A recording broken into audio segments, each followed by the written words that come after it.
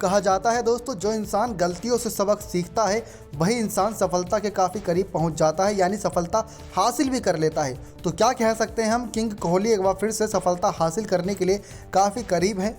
जी हाँ दोस्तों, पिछले 2 ओडीआई में लगातार हार का सामना करने के बाद किंग कोहली यानी विराट कोहली ने किए कुछ बड़े बदलाव। टीम इंडिया में 4 बदलावों के साथ आज मुकाबला 3rd ओडीआई खेलती नजर आई ऑस्ट्रेलिया के सामने, और टॉस भी जीता और साथ ही मैच भी जीता। शानदार तरीके से ऑस्ट्रेलिया को ऑल आउट कर दिया। तो वहीं दूसरी तरफ एक ऐसी पारी देखने की मिली इंडिया के 2 बेहतरीन बल्लेबाजों की तरफ से जो शायद उम्मीद कर सकते हैं। जी हाँ दोस्तों, आज के मुकाबले में हमने देखा इंडिया टीम के कप्तान कोहली ने जीता टॉस और मानुका ओवल स्टेडियम में पहले बल्लेबाजी का फैसला किया, क्योंकि पिछले 3 मुकाबलों में जो भी टीम बल्लेबाजी ही करी है वो जीती है। यानी कि आज का मुकाबला पिछले 2 मुकाबले जिसने पहले बल्लेबाजी करी उसने ही पहले मैच जीता। तो आज के मुकाबले में इंडिया ने पहले बल्लेबाजी करी और जीत भी हासिल करी 13 रनों से। शानदार जीत हासिल करी, क्योंकि एक ये जीत काफ़ी कॉन्फिडेंस देने वाली है। भले से ही ओडीआई सीरीज़ हाथ से निकल गई हो, लेकिन अभी 2 और सीरीज़ T20 और टेस्ट सीरीज़ पर अपना कब्जा जमाने के लिए ये जीत काफ़ी अहम साबित हो सकती है। आज के मुकाबले में दोस्तों ओपनिंग के लिए जहां पर मयंक अग्रवाल की जगह शुभमन गिल को खिलाया गया, तो शुभमन गिल की तरफ से मयंक अग्रवाल की तुलना में थोड़ी बहुत अच्छी पारी देखने को मिली। लेकिन हाँ, कह सकते हैं कि अभी वही ओपनिंग नहीं देखने को मिल रही थी जो कि जय वीरू की जोड़ी यानी रोहित और धवन की जोड़ी हमें दिखाती थी। शिखर धवन और शुभमन गिल ही पहले बल्लेबाजी करने के लिए उतरे, लेकिन शिखर धवन सिर्फ 27 गेंदों पर 16 रन ही बना पाए 2 चौके की मदद से। और आज 3 बदलावों के साथ खेल रही ऑस्ट्रेलिया की टीम के एक गेंदबाज सीन एबॉट ने कैच पकड़वाई एस्टन अगर को और शिखर धवन को जल्दी चलता कर दिया। अब शुभमन गिल दूसरे छोर पे खड़े थे और अच्छा खेल रहे थे, क्योंकि विराट कोहली क्रीज पर आ गए थे। तो विराट कोहली थोड़ी और उनको उम्मीद दे रहे थे और उनसे प्रेशर रिलीज करने की कोशिश कर रहे थे अच्छी पारी खेलते हुए। लेकिन शुभमन गिल ज़्यादा देर नहीं टिक पाए, क्योंकि अब बारी थी एस्टन एगर की, जहां पर एलबीडब्ल्यू आउट कर दिया गया शुभमन गिल को। और ये 39 गेंदों पर 33 रन 3 चौके छक्के की मदद से ही बना पाए। और टीम इंडिया का स्कोर बहुत ही कम रनों पर 2 विकेट खो चुकी थी। अब विराट कोहली की प्रेशर और चिंताएं साफ दिख रही थी, क्योंकि पिछले 2 मुकाबले उनको याद आ रहे थे कि कैसे 100 रनों के अंदर ही टीम इंडिया बहुत जल्दी विकेट खो देती है, जिसकी वजह से 300 जितना लक्ष्य बना पाना या खड़ा कर पाना बहुत ही मुश्किल होता है। लेकिन विराट कोहली एक छोर पर डटे रहे। अब बारी थी श्रेयस अय्यर, जो कि आईपीएल में दिल्ली कैपिटल्स टीम की कप्तानी करते हैं, दबाव में खेलना जानते हैं और दबाव में ही आए थे खेलने के लिए। लेकिन ये भी 21 गेंदों में 19 रन ही बना पाए थे और एडम जाम्पा की गेंद पर आउट हुए। कैच पकड़ी लाबुशाने ने और श्रेयस अय्यर को 21 गेंदों पर 19 रन बनाए ही थे, चलता कर दिया।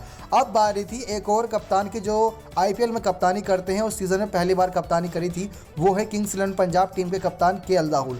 यानी कि केएल राहुल अब साथ में खड़े थे विराट कोहली के, जो कि रॉयल चैलेंजर बेंगलुरु के कप्तान हैं। लेकिन अब बारी थी इंडिया यानी मैन इन ब्लूज की कि किस प्रकार से अपना दमखम दिखाए। लेकिन केएल राहुल से जितनी उम्मीदें थी उतनी ही उम्मीदों पर इन्होंने पानी फेरा।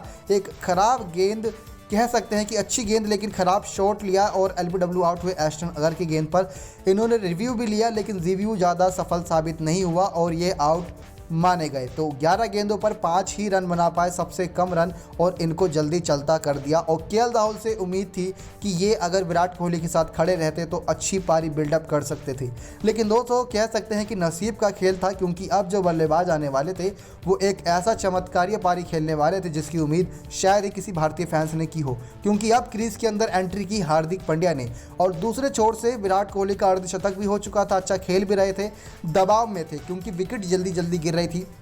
तो टीम इंडिया ने 5वें विकेट के रूप में विराट कोहली की विकेट खोई, जहां पर बॉलर जॉस हेजलवुड जो पिछले 2 मुकाबलों से अच्छी गेंदबाजी करते आए हैं, विराट कोहली जो 78 गेंद पर 63 रन की पारी खेल रहे थे, 5 चौके की मदद से उनको चलता किया।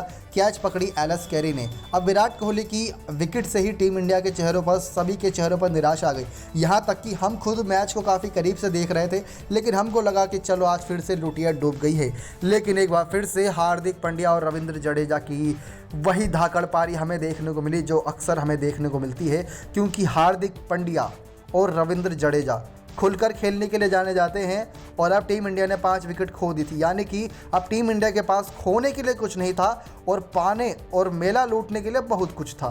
तो ऐसे में टीम इंडिया ने काफ़ी अच्छा फ़ायदा उठाया। हार्दिक पांड्या और रविंद्र जडेजा ने शुरुआत की धीमी बल्लेबाजी से, जहां पे हम कह सकते हैं कि 20 से 25 गेंद खेलते हुए सिर्फ 12-13 रन ही बनाए थे रविंद्र जडेजा ने। लेकिन आपको बताते हैं इनका अंतिम स्कोर वो था 50 गेंदों पर 66 रन।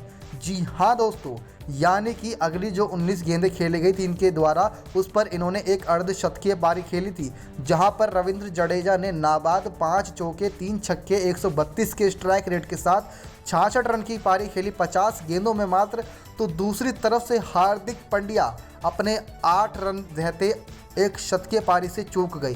पहले मुकाबले में हार्दिक पांड्या ने 90 रन की पारी खेली थी, गजब की पारी थी। दूसरे मुकाबले में हार्दिक पांड्या के बल्ले से ज़्यादा रन नहीं आए, लेकिन हाँ, हार्दिक पांड्या इस मुकाबले में छा गए, क्योंकि 76 गेंदों पर 92 रन की पारी 7 चौके 1 छक्के की मदद से ज़बरदस्त थी। क्योंकि शुरुआत में धीमी खेली, क्योंकि इनको पता था गेंद आज बहुत बची है, और जिस गेंद की लालच में आते हैं अक्सर हम आईपीएल में देखते हैं बड़े प्लेटफॉर्म पे हार्दिक पांड्या रविंद्र जडेजा को जब ही मौका मिलता है, जब 3-4 ओवर या 10 ओवर बचते हैं। लेकिन आज के मुकाबले में तो करीब 20 ओवर प्लस बचे हुए थे और ये दोनों बल्लेबाज क्रीज पर थे।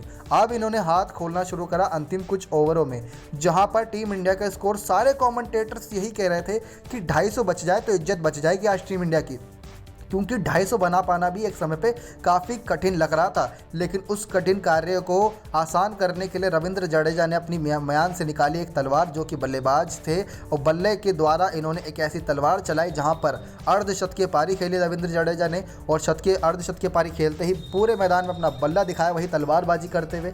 दूसरे छोर पर हार्दिक पांड्या की लग रहा था शतक हो जाएगा, लेकिन आखिरी ओवर में क्रीज पर सामने आ गए थे रविंद्र जडेजा। अब रविंद्र जडेजा के सामने 2 ही ऑप्शन थे, या तो वो हार्दिक पांड्या को सिंगल देकर वापस लाए क्रीज पर, इनका शतक पूरा करवाएं, या फिर रविंद्र जडेजा खुद अच्छा स्कोर करते हुए टीम को 300 के आंकड़े को पार लेके जाए। करीब 280 के आसपास का था उस समय, 49वें ओवर के आसपास। लेकिन अब उम्मीद यही थी कि रविंद्र जडेजा 300 पार करवा देंगे, तो उम्मीदों पर खड़े उतरे रविंद्र जडेजा, क्योंकि रविंद्र जडेजा ने पहली ही गेंद पर चौका लगाया, दूसरी भी गेंद पर चौका लगाया, तीसरी खाली गई। उसके बाद रविंद्र जडेजा ने सिंगल लेके हार्दिक पांड्या को लाए।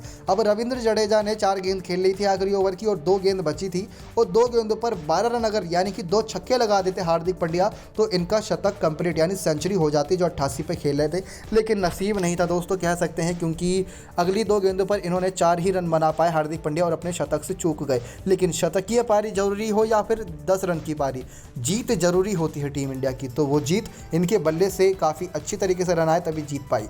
अब बात करें ऑस्ट्रेलिया की सबसे बेहतरीन गेंदबाजी की, तो वो करके दिखाई दोस्तों अस्टन अगर ने, क्योंकि 10 ओवर में 44 रन देते हुए 2 विकेट इन्होंने झटके। एडम जाम्पा के नाम 1 विकेट गया 10 ओवर में 45 रन देते हुए। जोस हेजलवुड ने आज एक मेडिन ओवर के साथ 66 रन दिए 10 ओवर में, और 1 विकेट भी लिया, थोड़े महंगे साबित हुए। लेकिन दूसरी तरफ से शॉन एबर्ट ने 10 ओवर में 84 रन दिए, लेकिन 1 विकेट ले ही लिया इन्होंने भी। उसके बाद अब बारी थी 302 का लक्ष्य रनों का पीछा करने की ऑस्ट्रेलिया की। अब ऑस्ट्रेलिया के सामने चुनौती तो बड़ी थी कि उनको 303 बनाने हैं, और उनके पास आज मुकाबले में डेविड वॉर्नर नहीं है, क्योंकि दूसरी तरफ से हमने देखा मिचेल स्टार्क और पैट कमिंस नहीं खेले ऑस्ट्रेलिया की तरफ से, और डेविड वॉर्नर, ये 3 बल्लेबाज 3 खिलाड़ी आज मिस किया ऑस्ट्रेलिया ने। उसकी जगह इन्होंने भी बड़े बदलाव के साथ खेलना पसंद किया, लेकिन कह सकते हैं कि इनके बदलाव इतने कारगर साबित नहीं हुए, क्योंकि लविश शाने की तरफ से एक बयान ऐसा सामने आया था मैच से पहले कि डेविड वॉर्नर की जगह वापसी ये करेंगे और बहुत ही बेहतरीन पारी खेलेंगे। लेकिन लबुश शाह ने टी नटराजन और जसप्रीत बुमराह की गेंदबाजी के सामने बेबस नजर आए। पूरी तरीके से नेस्त नाबूद कर रखा था इन 2 घातक गेंदबाजों ने, और जो गलती विराट कोहली ने पिछले 2 ओडीआई मुकाबले में की थी वो गलती सुधारी और लगातार गेंदबाजी करवाई शुरुआती कुछ ओवर में जसप्रीत बुमराह और घातक गेंदबाज टी नटराजन से। कह सकते हैं कि टी नटराजन का जो ड्रीम डेब्यू था वो इस मैच से हो गया, इंटरनेशनल डेब्यू था आज दोस्तों टी नटराजन का, और बहुत ही अच्छी डेब्यू करके दिखाई इन्होंने, और 2 विकेट झटके, ये सबसे खास बात थी। 2 विकेट काफ़ी अहम थे, क्योंकि जो पहली विकेट आई थी वो टी नटराजन ने ही ली थी, और जो आखिरी की विकेट आई है वो जसप्रीत बुमराह ने ली है। यानी मैच की पहली विकेट टी नटराजन ने और आखिरी विकेट जसप्रीत बुमराह ने। दोनों ही बेहतरीन गेंदबाजों ने पूरे मैच में छाए रहे, जहां लबुश शाह ने बड़ी ही बेबस नजर आए और 13 गेंदों पर 7 ही रन बना पाए थे बॉलर टी नटराजन ने। चलता क्या, जहां पर एज लग के सीधा लबुश शाह की विकेट में लग गई गेंद। अब दूसरे छोर पे एरन फिंच अपने वही रंगमंच के तरीके से खेलते नजर आए थे, लेकिन यहाँ पर एक इंटरेस्टिंग ट्विस्ट ये आया कि जो स्टीव स्मिथ 150 रन की पार्टनरशिप के बाद पिछले 2 ओडीआई मुकाबले में आए थे, आज उनका नंबर जल्दी आ गया था बल्लेबाजी का। यानी कि उनको आज बहुत जल्दी खेलने के लिए आना पड़ गया, क्योंकि लबुश शाह की विकेट 7 रन पे ही चली गई थी और एरन फिंच भी 10-12 रन ही बना पाए थे। 30 रन के अंदर 1 विकेट खो देना काफ़ी दिक्कत थी। स्टीव स्मिथ के ऊपर दारोमदार था कि एरन फिंच के साथ पार्टनरशिप बन पाए, और उसके बाद जो पार्टनरशिप बनेगी वो आगे मैच का निर्णायक साबित हो सकती है, क्योंकि उसके बाद जो बल्लेबाज बचते हैं वो ज़्यादा ऐसे बल्लेबाज नहीं जो लंबी पार्टनरशिप या लंबे स्कोर के लिए जाने जाते हैं, क्योंकि Moises Henriques, Chris Green, Alex Carey, Glenn Maxwell ये सब धुआंधार पारी खेलने के लिए जाने जाते हैं। लेकिन स्टीव स्मिथ और एरन फिंच ये पार्टनरशिप लंबी यानी 100 रन 150 रन की पार्टनरशिप के लिए जाने जाते हैं। लेकिन स्टीव स्मिथ को आज बड़े बदलाव के साथ शार्दुल ठाकुर को खिलाया गया था नवदीप सैनी की जगह, तो नवदीप सैनी की जगह बहुत ही कारगर साबित हुए शार्दुल ठाकुर ने स्टीव स्मिथ जैसे घातक बल्लेबाज को चलता किया और पीछे विकेट कीपर खड़े केएल राहुल ने कैच पकड़ लिया और 15 गेंदों पर 7 रन यही बना पाए थे, जहां पर अब एरन फिंच अकेले पड़ गए। यानी कि जैसे कोहली का हाल होता है शुरुआत में, वैसे ही अब कप्तान एरन फिंच का हाल हो गया था। अब दूसरे छोर पे मोजिस हेनरिक्स आए। मोजिस हेनरिक्स ने साथ देने की कोशिश की एरन फिंच की। एरन फिंच तेज खेल रहे थे, मोजिस हेनरिक्स धीमा, क्योंकि पता था मोजिस हेनरिक्स थोड़ी लंबी पारी खेल सकते हैं अगर एरन फिंच तेज खेलें। अगर हेनरिक्स पर दबाव बनता तो एरन फिंच तेज नहीं खेलते। लेकिन दोस्तों यहाँ पर एक और इंटरेस्टिंग ट्विस्ट ये आया कि शार्दुल ठाकुर एक बार फिर से छाए और जहाँ ये पार्टनरशिप पनप ही रही थी उसको तोड़ने के लिए इन्होंने एक ऐसी गेंद डाली जहाँ पर कैच पकड़ी शिखर धवन ने और 31 गेंदों पर 22 रन 3 चौके की मदद से खेल पाए थे और इनको चलता कर दिया। अब एरन फिंच फिर से अकेले पड़ गए, लेकिन कितनी देर तक ये अकेले खेलते, जहाँ पर एरन फिंच के बल्ले से 82 गेंदों में 75 रन की पारी, 7 चौके 3 छक्के, यानी 3 छक्के मारे। इससे ही पता लगता है कि ये अच्छी गेंद का फ़ायदा उठाते हुए बाउंड्री के बाहर भेज रहे थे और जो बिल्कुल ही बेकार गेंद थी उनका ज़्यादा ही फ़ायदा उठा रहे थे। अब यहाँ पर ग्रीन की एंट्री होती है, यहाँ 27 गेंदों पर 21 रन ये भी बना पाए।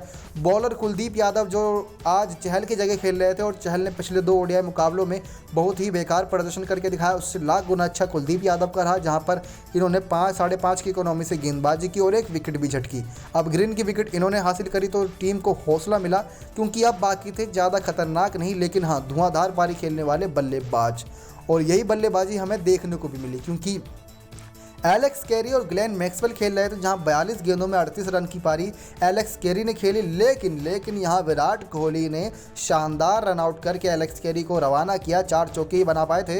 लेकिन ग्लेन मैक्सवेल दूसरे छोर पर डटे रहे और डटे कुछ इस प्रकार से रहे कि अंतिम में जहां score 8 run 9 run required run rate होने लगा था वहीं टीम का, तो ग्लेन मैक्सवेल ने उस दबाव को कम करने के लिए शानदार छक्के और चौके से बात करना शुरू कर दिया। अब 38 गेंदों पर 59 रन की पारी ग्लेन मैक्सवेल ने खेली, 4 छक्के 3 चौके की मदद से। लेकिन अंतिम जहां कुछ 35 से 40 रन बचे थे वहां ग्लेन मैक्सवेल लग रहा था जिता देंगे, क्योंकि इनके साथ अगर एस्टन अगर बल्लेबाजी कर रहे थे और इनसे उम्मीदें थी कि दोनों बल्लेबाज जिता ही देंगे, क्योंकि जैसे स्कोर हो गया था 7 रन 8 रन प्रति ओवर और ज़्यादा कठिन नहीं था, क्योंकि आईपीएल में 10-12 रन चाहिए होते तब भी मैच जीत जाते हैं। लेकिन ग्लेन मैक्सवेल ज़्यादा देर नहीं टिक पाए।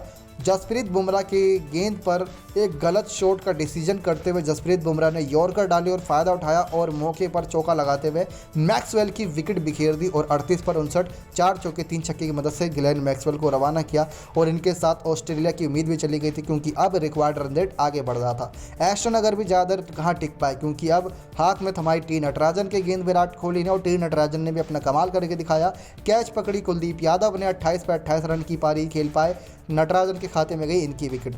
अब बारी थी शॉन एबर्ट की, जो कि अच्छा खेल रहे थे लेकिन हाँ कह सकते हैं कि बहुत ही बेकार, क्योंकि 9 गेंदों पर 4 ही रन बना पाए थे। शार्दुल ठाकुर ने अपना कमाल करा, केएल राहुल ने पकड़ी कैच और एबर्ट को भी चलता किया। एडम जाम्पा भी ज़्यादा देर कहाँ टिक पाते भला, क्योंकि 7 गेंदों पर 4 रन की पारी यही खेल पाए थे। एलबीडब्ल्यू करा और आखिरी विकेट एडम जाम्पा के रूप में ऑस्ट्रेलिया ने खोई। ऐसे करते हुए 3 गेंद रहते ही 13 रनों से जीत हासिल कर ली और ऑल आउट कर दिया ऑस्ट्रेलियाई टीम को। तो दोस्तों ये अच्छी बात रही कि आज बल्लेबाजी में ज़्यादा कारगर तो साबित नहीं हुए इंडिया के बल्लेबाज, लेकिन विराट कोहली के बल्ले से रन फिर भी आए। उसके बावजूद हमने देखा कि किस प्रकार से हार्दिक पांड्या और रविंद्र जडेजा की वो धाकड़ पारी ने टीम को मैच जिताने में एक अहम भूमिका अदा की, क्योंकि इसमें सबसे ज़्यादा अहम भूमिका कह सकते हैं दोस्तों दोनों ही बल्लेबाजों की थी, क्योंकि जो इन दोनों का मेल था, दोनों की जो बातचीत होती थी, उसके बाद जहां शुरुआत में पहले गियर बदला हार्दिक पांड्या ने, उसके बाद गियर बदला रविंद्र जडेजा ने। रविंद्र जडेजा के शानदार छक्के कैसे भूल सकते हैं। उसके बाद हमने देखा कि किस प्रकार से गेंदबाजी में जसप्रीत बुमराह को लगातार गेंदबाजी दी गई विराट कोहली के द्वारा। ये अच्छा डिसीजन था, जो डिसीजन पे खरे भी उतरे, क्योंकि जहां एक तरफ जसप्रीत बुमराह रन नहीं बनाने दे रहे थे, दूसरी तरफ टी नटराजन फ़ायदा उठा के विकेट ले रहे थे। शार्दुल ठाकुर भी मौके का फ़ायदा उठा के विकेट चटकाने में कामयाब साबित हुए। तो कुलदीप यादव, शार्दुल ठाकुर, मयंक अग्रवाल की जगह शुभमन गिल मोहम्मद शमी की जगह टी नटराजन। चारों विकल्प चारों ही अपनी अपनी उम्मीदों पर खड़े उतरे। कह सकते हैं थोड़ा अभी शुभमन गिल पहले ही खेलते नजर आए, क्योंकि शुभमन गिल पर इंटरनेशनल का दबाव अब पड़ने लगा है। और जसप्रीत बुमराह ने आज 2 विकेट लिए, टी नटराजन ने 2 विकेट लिए, शार्दुल ठाकुर ने भी 3 विकेट लिए, कुलदीप यादव ने 1 विकेट लिया, रविंद्र जडेजा ने ऑलराउंडर परफॉर्मेंस दिखाते हुए 1 विकेट इनके नाम। यानी कि सभी बल्लेबाजों ने अच्छा करके दिखाया, सभी गेंदबाजों ने भी अच्छा। तो दोस्तों अब मुकाबला होगा T20 सीरीज़ का। T20 सीरीज़ की जुड़ी हर छोटी बड़ी अपडेट आपको हमारे इस चैनल पर मिल जाएगी।